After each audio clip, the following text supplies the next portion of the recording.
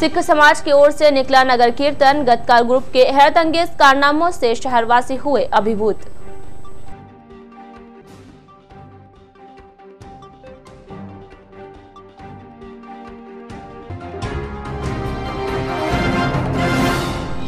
डाक कर्मियों ने रखी 2 दिवसीय हड़ताल। विभिन्न मांगों को लेकर किया प्रदर्शन।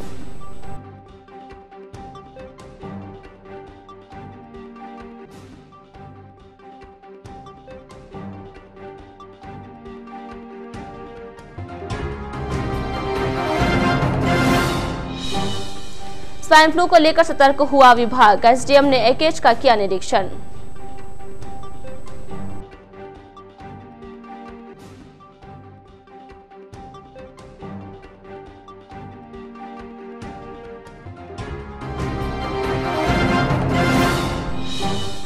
और यौन दुराचारी मौलाना मामले में जांच कमेटी ने सौंपी रिपोर्ट। 4 महीने पूर्व मदरसा से भागे बच्चों ने लगाए थे मौलाना पर गंभीर आरोप।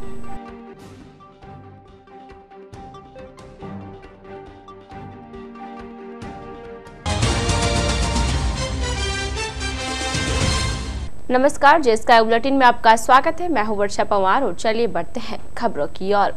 10वें पातशाह श्री गुरु गोविंद सिंह महाराज का सालाना जयंती पर्व रेलवे स्टेशन रोड स्थित गुरुद्वारा में उत्साहपूर्वक शुरू हुआ।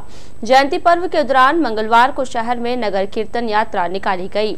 स्टेशन रोड स्थित सिख गुरुद्वारे से निकाली गई विशाल शोभा यात्रा में सिख महिला मंडल तथा युवा मंडल के सदस्यों के साथ साथ बड़ी संख्या में सिख समुदाय ने भाग लिया। इस दौरान गुरु ग्रंथ साहिब की विशेष सज्जित पालकी साहिब सवारी सम्मिलित हुई। शोभा यात्रा में शामिल गुरु ग्रंथ साहिब पंज प्यारे पर पुष्प वर्षा की गई। शोभा यात्रा के दौरान पालकी साहिब से गुरु गोविंद सिंह की जीवनी के बारे में जानकारी दी जा रही थी। शोभा यात्रा में शामिल सिख महिला मंडल के सदस्य सड़क पर झाड़ू लगाते हुए सवारी के आगे आगे सफाई करती हुई चल रही थी। शोभा यात्रा का शहरवासियों ने जगह जगह स्वागत द्वार बनाकर पुष्प वर्षा करते हुए स्वागत किया। शोभा यात्रा में शामिल सिख गतका ग्रुप के कलाकारों ने एक से बढ़कर एक हैरतअंगेज कारनामे दिखाकर लोगों को दांतों तले अंगुली दबाने को मजबूर कर दिया। शोभा यात्रा को देखने के लिए शहरवासियों का हुजूम उमड़ पड़ा। गुरुद्वारे से प्रारंभ हुई शोभा यात्रा शहर के सिटी सिनेमा, चांग गेट, पाली बाजार, लौरान चौपड़, एकता सर्किल, महादेव छतरी, फतेहपुरिया चौपड़, अजमेरी गेट, मेगा हाईवे से होते हुए पुनः गुरुद्वारे पहुंची। शोभा यात्रा में शामिल सेवादार आगे आगे व्यवस्था बनाते हुए तथा प्रसाद का वितरण करते हुए चल रहे थे। श्री गुरु नानक सत्संग सभा के प्रधान ने बताया कि गुरुद्वारे में भव्य आयोजन रखे गए हैं।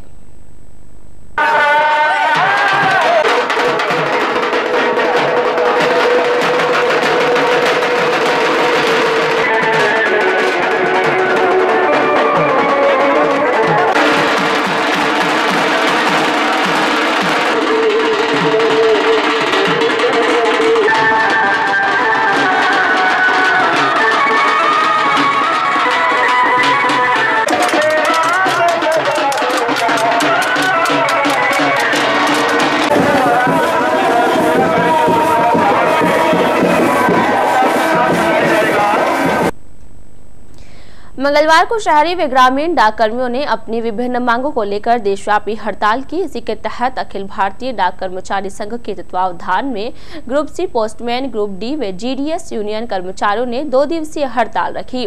पोस्टल ज्वाइंट काउंसिल के आह्वान पर विभिन्न मांगों के समर्थन में दिनांक 8 व 9 जनवरी को हड़ताल रखने का निर्णय लिया। नई पेंशन स्कीम को खत्म करना इस हड़ताल की प्रमुख मांग है। कर्मचारियों ने प्रदर्शन करते हुए सरकार से अपनी 15 सूत्रीय मांगों को शीघ्र पूरा करने का आह्वान किया। इसमें मुख्य मांग जो नए कर्मचारी हमारे डाक विभाग में भर्ती हुए हैं, जो एनपीएस न्यू पेंशन स्कीम से कवर्ड है, वो बहुत ही एक खतरनाक योजना है जिसमें इन कर्मचारियों का भविष्य सुरक्षित है। इसके अलावा विभाग के अंदर कई तरह की जो विभागीय समस्याएं हैं उनको भी इस मांग पत्र में शामिल किया गया है। लंबे समय से डाक विभाग में पद रिक्त पड़े हैं, उन पदों को भरना, कर्मचारियों के प्रमोशंस रुके पड़े हैं, वो प्रमोशनों को देना, और क्या इसके अंदर जो हमारे जीडीएस कर्मचारी है, ग्रामीण डाक सेवक, इनको लंबे समय से विभागीय स्टेटस नहीं मिला हुआ है, इनको न विभागीय कर्मचारी माना जाता है। ये बड़े छोटे और अल्प वेतनभोगी कर्मचारी है जो गाँवों में रहते हैं और एक लाखों की संख्या में ये डाक विभाग उन पर निर्भर है। इन कर्मचारियों को न तो पेंशन दी जाती है, इन कर्मचारियों को न विभागीय कर्मचारी माना जाता है, न इनको विभागीय सुख सुविधाएं दी जाती है। ब्यावर डिवीजन में ब्यावर, नसीराबाद, केकड़ी, विजयनगर और आसपास के सभी उपडाकर हड़ताल पे हैं और ब्यावर और करीब 100% सब जगह हड़ताल है। 33 डाकर, 205 शाखा डाकर और मंडल कार्यालय दोनों हेड ऑफिस सभी हड़ताल पर है और केंद्रीय कर्मचारियों की मांगे हैं कि सभी जो हमने हमारे केंद्रीय मंडल ने जो मांगे दी है 20 सूत्रीय उनको तुरंत सरकार माने और उस चक्कर में उस बारे में हड़ताल की गई है। प्रदेश में स्वाइन फ्लू के बढ़ते असर से चिकित्सा विभाग ने कमर कस ली है। सरकारी स्तर पर शुरू की गई कवायद के तहत विभाग के आदेश पर मंगलवार को ब्यावर के उपखंड अधिकारी सुरेश चौधरी ने व्यवस्थाओं का जायजा लेने के लिए एकेज का निरीक्षण किया। निरीक्षण के दौरान उपखंड अधिकारी ने आइसोलेशन वार्ड की जानकारी ली। इसके बाद एसडीएम चौधरी ने मदर चाइल्ड विंग के मदर मिल्क बैंक में पहुंची और व्यवस्थाओं को सुचारू पाया। इस दौरान चौधरी ने अमृत कौर अस्पताल के फिजियोथेरेपी विभाग सहित विभिन्न वार्डों का भी निरीक्षण किया और सभी व्यवस्थाओं पर संतोष व्यक्त करते हुए आवश्यक दिशा निर्देश दिए। एसडीएम के निरीक्षण के दौरान एकेज के PMO doctor MK. Jain, ward अधीक्षक चंद्रवीर सिंह शेखावत, हेल्थ मैनेजर सिद्धार्थ जोशी उपस्थित थे।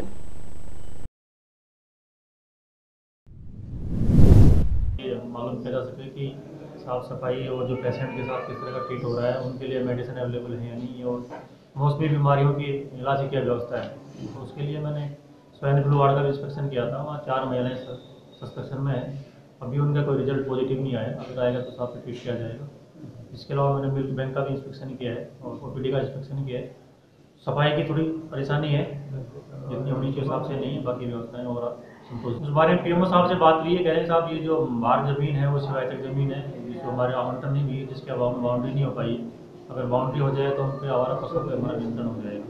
तो पूर्व में यहाँ से प्रस्ताव गया है, उसको हम दोबारा से देखते हैं और निवेदन करेंगे कि सब जल्दी आवंटन की प्रक्रिया हो सके। 4 महीने पूर्व मौलाना पर लगे यौन दुराचार के गंभीर मामले में जांच कमेटी ने अपनी रिपोर्ट कलेक्टर को सौंप दी है। दारुल उलूम मदरसा में पढ़ने वाले बच्चों ने मौलाना पर दुराचार सहित अन्य गंभीर आरोप लगाए। हालांकि मामले में अब तक हो रही देरी पर भी सवाल उठ रहे हैं। मामले के मुताबिक अगस्त 2018 माह में 3 बच्चों के मदरसे से भागने पर मामले का खुलासा हो पाया था। सदर थाने के सामने रात को बेग लटका कर मिले नाबालिग बच्चों से पूछताछ करने पर मौलाना की करतूतों की बात सामने आई थी। इसी मामले में परिजनों और मौलाना से बातचीत करने पर बच्चों पर ही सवाल खड़े कर दिए गए थे, लेकिन चाइल्ड केयर के माध्यम से बच्चों के संरक्षण के दौरान बच्चों ने मौलाना पर गंभीर आरोप लगाए, जिस पर तत्कालीन कलेक्टर आरती डोगरा ने ब्यावर एसडीएम को उक्त मामले में जांच कर रिपोर्ट प्रेषित करने के निर्देश दिए। 31 अक्टूबर को गठित कमेटी के आधार पर कमेटी सदस्यों ने मदरसे के छात्रों के बयान दर्ज किए। बयानों में छात्रों ने मौलाना रहीशुद्दीन, मोहम्मद आलम, उस्मान सहित अन्य परिवार के सदस्य द्वारा चलाए जा रहे मदरसे में होने वाली करतूतों के बारे में बताया। छात्रों ने उन पर हुए यौन दुराचारों का वर्णन करते हुए अपने बयान दर्ज करवाए। कमेटी ने उक्त रिपोर्ट एसडीएम को सौंपी, जहां से एसडीएम ने मामले की रिपोर्ट कलेक्टर को भिजवाई। उधर मौलाना ने सभी आरोपों को नकारते हुए बच्चों को ही नकारा करार दिया। उनका कहना था कि बयान केवल उन्हीं बच्चों के दर्ज किए गए जो मदरसा छोड़कर भागे थे। इसके अलावा भागने वाले बच्चे पढ़ाई में होशियार नहीं थे तथा बार बार मदरसे से भाग जाते थे। सारे बच्चों ने मना कर दिया था। बच्चे भागने की वजह से कई बहाने बनाते हैं और कई बच्चों के पैसे भी लेके भागे और उनको एक बार नहीं 10 बार पकड़ के हम लेके आए हैं। भाग जाते हैं बार बार। वो उनके घर वालों से बार बार मना कर दिया कि नहीं पढ़ने वाला, अपना घर रखो इनको, लेकिन वो ले आते हैं। हम भी सोचते हैं कि चलो किसी का बच्चा पढ़ जाए तो अच्छा है। उनके दो बयान थे। चाइल्ड लाइन में उन्होंने अपने बारे में कहा, जब यहाँ आए तो यहाँ दूसरे बच्चों के बारे में कहा उन्होंने। फिलहाल प्राथमिक रूप से एसडीएम सुरेश चौधरी ने 4 महीने बाद रिपोर्ट कलेक्टर को प्रेषित कर दी गई है। रिपोर्ट के आधार पर कलेक्टर द्वारा निर्देश के मुताबिक मुकदमा दर्ज कर मौलाना की गिरफ्तारी की जा सकती है। आपको बता दें कि मामला अगस्त माह का है, जब हरियाणा निवासी बच्चों के मदरसे से भाग जाने के बाद मौलाना द्वारा यौन दुराचार का मामला सामने आया था और उक्त मामले में तत्कालीन कलेक्टर आरती डोगरा ने कमेटी द्वारा जांच कर रिपोर्ट सौंपने की कहा था। अगस्त के बाद उक्त मामले में जनवरी में रिपोर्ट प्रेषित की गई है। इतने गंभीर मामले में पिछले 4 महीने से लटक रहा मामला अभी भी किसी निष्कर्ष पर नहीं पहुंचा और न ही कोई मामला दर्ज हुआ है। माना जा रहा है कि कलेक्टर उक्त मामले में संज्ञान लेकर जांच पुख्ता होने पर जल्द ही कार्रवाई का डंडा चला सकते हैं। आपको बता दें कि मौलाना का परिवार यूपी निवासी है, जो पिछले कई सालों से ब्यावर स्थित मेवाड़ी गेट पर मदरसे को संचालित कर रहा है। चाइल्ड लाइन केयर अजमेर को कुछ मदरसा ब्यावर से कुछ बच्चे यहाँ से चले गए थे छोड़ के, वो उनके संपर्क में आए। उस आधार पे यहाँ के जो कुछ घटनाक्रम के बारे में बच्चों के साथ यौन हिंसा प्रताड़ना के शिकायत होने की थी। कलेक्टर महोदय ने कमेटी गठन किया गया था, उसमें चाइल्ड लाइन केयर के अल्पसंख्यक विभाग के अधिकारी भी थे। उस आधार पर मौके का निरीक्षण किया गया था, बच्चों से संपर्क किया गया था और रिपोर्ट तैयार कर कलेक्टर महोदय को हमने सबमिट कर दी। जयपुर से अहमदाबाद जा रही लोकल ट्रेन से चलती ट्रेन के गिरने के कारण एक वृद्ध गंभीर रूप से घायल हो गया। सूचना पर राजकीय रेलवे पुलिस ने वृद्ध को राजकीय अमृतकोर चिकित्सालय लाकर भर्ती कराया, जहां उपचार के दौरान वृद्ध की मौत हो गई। पुलिस ने शव को कब्जे में लेकर एकेच के चीर घर में रखवाया है। वृद्ध की शिनाख्त नहीं हो पाई है। जीआरपी चौकी प्रभारी भवानी सिंह राठौर ने बताया कि ट्रेन संख्या 54806 से चलती ट्रेन से उतरते समय नीचे गिर गया, जिससे उसके सिर में गंभीर चोटें आई तथा एक पैर फ्रैक्चर हो गया। उसे एकेच लाकर भर्ती कराया गया, जहां उपचार के दौरान उसने दम तोड़ दिया। उसके पास किसी प्रकार के कागज आदि नहीं मिले हैं, जिससे उसकी शिनाख्त नहीं हो पाई है। जीआरपी पुलिस ने उसे वृद्ध के शव को एकेच की मोर्चरी में रखवाया है। पुलिस उसकी शिनाख्त के प्रयास में जुटी है। राजस्थान स्टेट ओपन स्कूल परीक्षा जयपुर के अंतर्गत सत्र 2018-19 के लिए नवीन पंजीकृत अभ्यर्थियों के लिए संपर्क शिविर का मंगलवार को समापन हुआ। शिविर राजकीय पटेल उच्च माध्यमिक विद्यालय में आयोजित किया गया था, जिसमें आए हुए अभ्यर्थियों को विषय वस्तु से संबंधित जानकारी शिक्षकों द्वारा दी गई। पटेल स्कूल के संस्था प्रधान राजेंद्र जिंदल एवं शिविर प्रभारी कन्हैया लाल पंजाबी ने बताया कि शिविर में प्रथम बार नवीन पंजीयन के लिए आवेदन करने वाले 400 अभ्यर्थियों ने भाग लिया। शिविर परीक्षार्थियों की समस्याओं एवं शंकाओं का समाधान किया गया। साथ ही शिविर के अंतिम दिन संबंधित विषयों के विषयाध्यापकों द्वारा शैक्षिक समस्याओं का उन्मूलन किया गया। प्रायोगिक परीक्षा की तैयारी एवं मार्गदर्शन भी दिया गया। स्वामी विवेकानंद धाम में स्वामी अनुभवानंद महाराज की 41वीं बरसी श्रद्धापूर्वक मनाई गई। बरसी प्रवचन व भंडारा कार्यक्रम की शुरुआत काशनी मंडल द्वारा सुंदरकांड से हुई। इसके पश्चात शुरू हुई धर्म सभा की अध्यक्षता मथुरावासी कन्हैया लाल शास्त्री ने की। इस अवसर पर कपिल मुनि, स्वामी शिवचंद्र दास महाराज, निर्मल दास, रामसागर सहित अनेक संतों ने भी अपने विचार रखे। संतों ने विशेष रूप से अपने प्रवचन में गुरु व संत की महिमा का बखान किया। इस दौरान गाए गए सुमधुर भजनों पर श्रद्धालु भाव विभोर हो गए। भंडारे में भक्तों ने प्रसादी ग्रहण कर संतों का आशीर्वाद लिया। बुलेटिन में यहाँ रुकेंगे एक छोटे से ब्रेक के लिए। जल्द हाजिर होंगे कुछ और खबरों के साथ।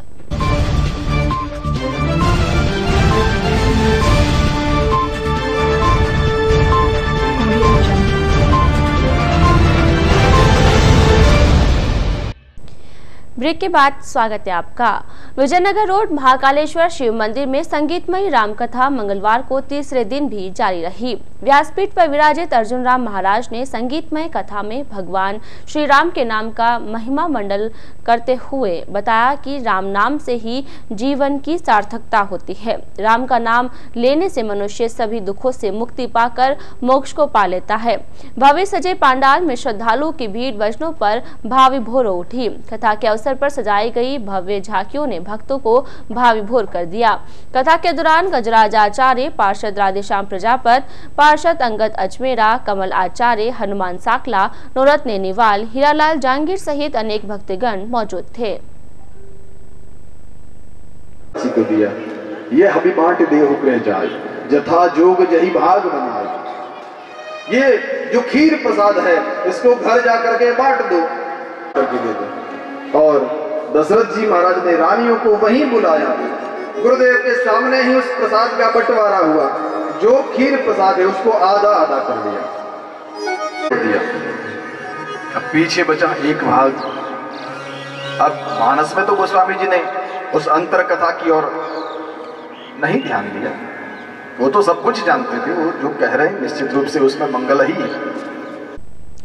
ब्रह्मानंद धाम में चल रही श्रीमद् भागवत कथा ज्ञान यज्ञ में व्यासपीठ पर विराजे डॉक्टर स्वामी शिवचंद्र दास देहरादून वालों ने कथा की शुरुआत करते हुए भगवान विष्णु के अवतारों की महिमा बताई।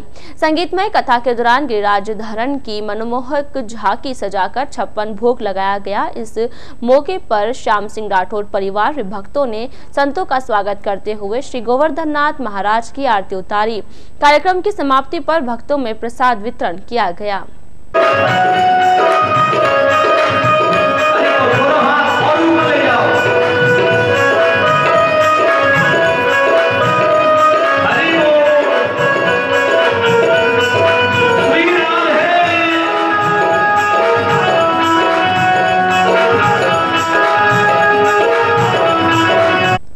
ब्यावर न्यायालय ने मंगलवार को हत्या के मामले में अहम फैसला सुनाते हुए 2 आरोपियों को आजीवन कारावास की सजा सुनाई।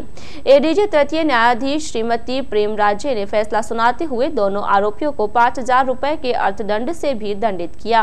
मामले के मुताबिक सुहावा गांव निवासी मांगूखा व बिरदा सिंह हीरा सिंह के मध्य जमीनी विवाद था। रंजिशवश बिरदा व हीरा सिंह ने 2010 में देर रात घर में घुसकर मांगूखा पर लाठी सरियों से हमला कर दिया। हमले से मांगूखा की मौत हो गई। न्यायालय में मामला आने के बाद सुनवाई करते हुए 7 साल बाद दोनों आरोपियों को आजीवन कारावास की सजा सुनाई गई और 5000 के अर्थदंड से भी दंडित किया गया। उसका फैसला सुनाया था। फैसले के आधार पर हीरा सिंह जो उसी समय से जेल में चल रहा था उसको आजीवन कारावास 5000 रुपये और उसके पिता बिरदा सिंह को 5000 रुपये और आजीवन जुर्माना व आजीवन कारावास की सजा सुनाई। इसमें अभियोजन पक्ष की ओर से 23 गवाह माननीय न्यायालय में पेश किए गए, 56 दस्तावेज पेश किए गए। मुलजिम ने 2 गवाह पेश किए और 15 दस्तावेज पेश किए और माननीय न्यायालय ने दोनों को आज सजा भुगतने के लिए जेल वारंट बना के भेज दिया गया। नारी शक्ति संगठन की ओर से आज श्रीमद् भागवत महापुराण के 3रे दिन की कथा सती चरित्र, ध्रुव चरित्र, प्रहलाद चरित्र इत्यादि प्रसंग श्रवण करवाए गए और 52 भगवान की झांकी का दर्शन किया। महाराज ने बताया कि हमें अपने संस्कार और संस्कृति को ही अपनाना चाहिए। व्यक्ति का जब अंतिम समय आता है, कोई भी उसका साथ नहीं देता, उसका जो धन है पृथ्वी पर पड़ा रह जाता है। गाड़ी घोड़े इत्यादि भी यही धरे रह जाते हैं, वो भी साथ नहीं जाते। उसके सगे संबंधी भी शमशान से आगे नहीं जाते। उसका खुद का शरीर भी चिता से ज्यादा उसका साथ नहीं देता। चिता पर जाकर वो भी भस्म हो जाता है। उसके साथ केवल और केवल उसका धर्म जाता है, इसलिए धर्म का आचरण करना चाहिए। सुंदर भजनों के माध्यम से सभी भक्तों ने कथा का रसास्वादन किया। कथा से संबंधित ही नारी शक्ति संगठन के द्वारा 3 प्रश्न किए जाते हैं और जो उन प्रश्नों का जवाब देता है उसे व्यास जी की तरफ से पुरस्कृत किया जाता है।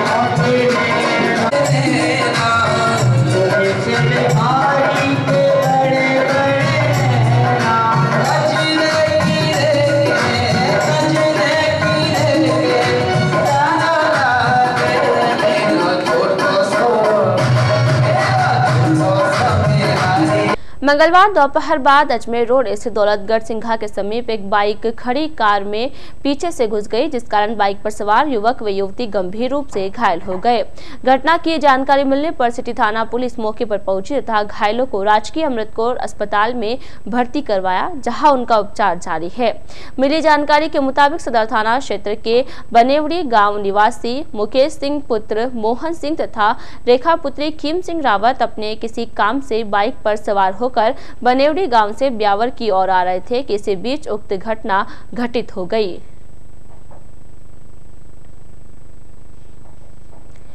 उन्नीस में यूरोपीय शासक नेपोलियन बोनापार्ट तृतीय का निधन हुआ था। तो आइए जानते हैं 9 जनवरी के इतिहास के बारे में।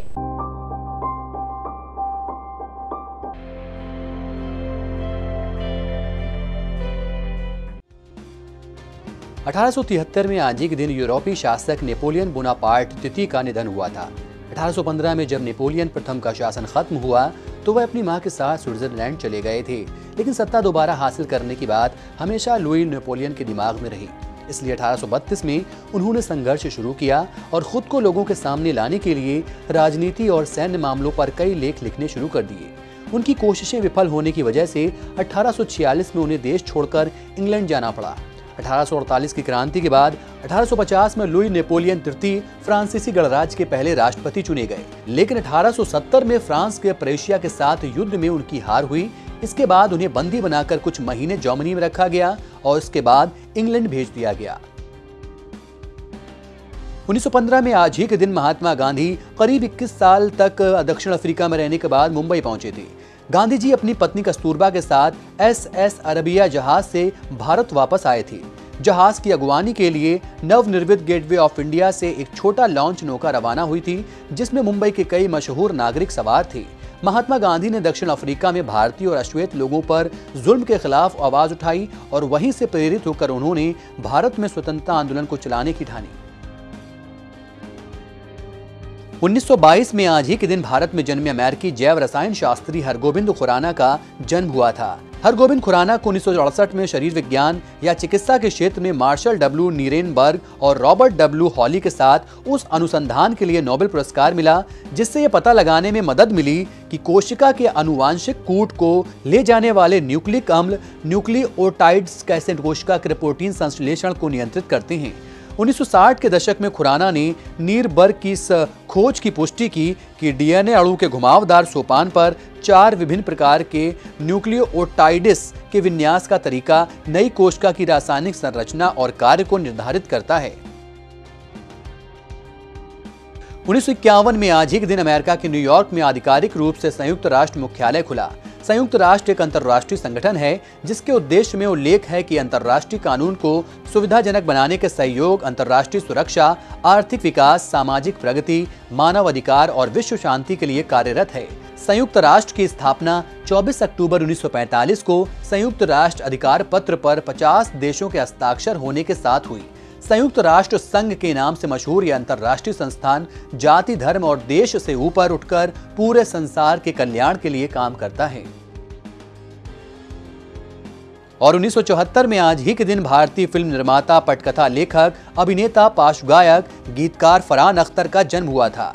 उन्होंने 2001 की हिट फिल्म दिल चाहता है के साथ हिंदी सिनेमा में लेखन और निर्देशन की शुरुआत की और तभी से एक खास वर्ग में उनकी अलग पहचान बन गई। अख्तर ने गायन के क्षेत्र में पहला कदम फिल्म रॉक ऑन से रखा। 2007 में उन्होंने HIV के रोगी के प्रति परिवार वालों की सहानुभूति की जरूरत पर 12 मिनट की लघु फिल्म पॉजिटिव का निर्देशन किया। फरहान अख्तर को film fair critics award, best director, best debut के अवार्ड से सम्मानित किया जा चुका है।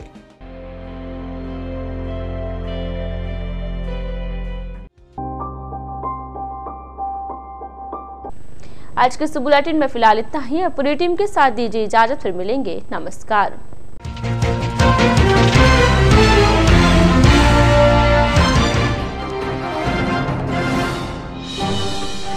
सिख समाज की ओर से निकला नगर कीर्तन, गतकार ग्रुप के हैरतअंगेज कारनामों से शहरवासी हुए अभिभूत।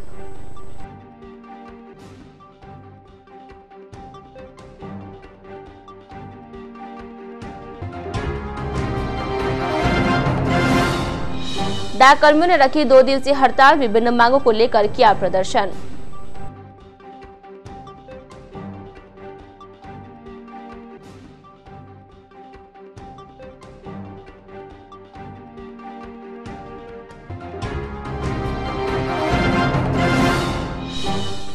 स्वाइन फ्लू को लेकर सतर्क हुआ विभाग, एसडीएम ने एकेच का किया निरीक्षण।